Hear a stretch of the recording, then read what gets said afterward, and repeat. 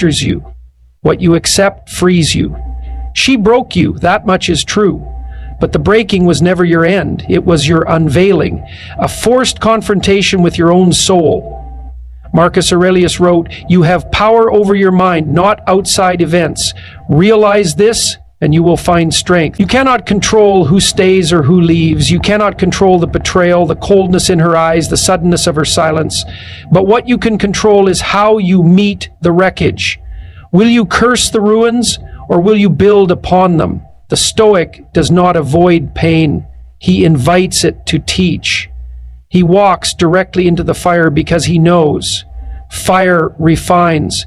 She said forever, she meant convenience. She held your heart like it was replaceable, and when it no longer served her needs, she dropped it. But this is not about her, this is about you. You thought love meant sacrifice. You thought love meant giving all of yourself. You thought love meant holding on, even as it tore you apart. But now you know, the Stoic does not attach to what is fleeting. He loves deeply, but not dependently. He gives, but does not abandon himself in the process. Pain is not your enemy. Pain is the tutor that shows you what mattered too much and what should never have held so much power. You placed your peace in her hands, and she let it slip through her fingers. That is not failure, that is instruction. As Epictetus said, it's not what happens to you, but how you react to it that matters. And your reaction is all that defines you now. You are not broken. You are being broken open. When everything falls apart, you finally see what remains. You see the parts of yourself you neglected, the dreams you postponed, the strength you never claimed, the self-worth you outsourced. And you begin to write a new philosophy, not with ink, but with pain. A Stoic does not deny his emotion. He observes it, sits with it, learns its language, and then lets it go.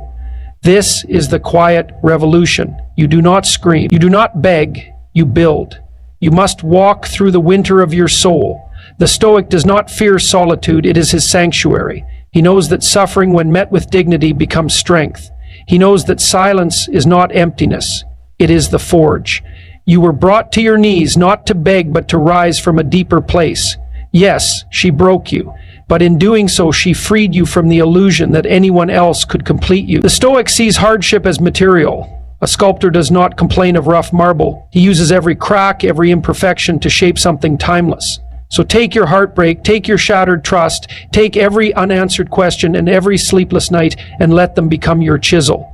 This is not the end of your story. It is the beginning of authorship. Your pain does not define you. Your response does. And one day, not soon but surely, you will stand in the light again. Not because the pain vanished, but because you no longer needed it to. You will thank the breaking, not because it was fair, but because it was necessary. As Marcus Aurelius reminds us, the impediment to action advances action. What stands in the way becomes the way. She was not the way. The loss is the way. The breaking is the way. The silence, the grief, the agony, they were all pointing you inward.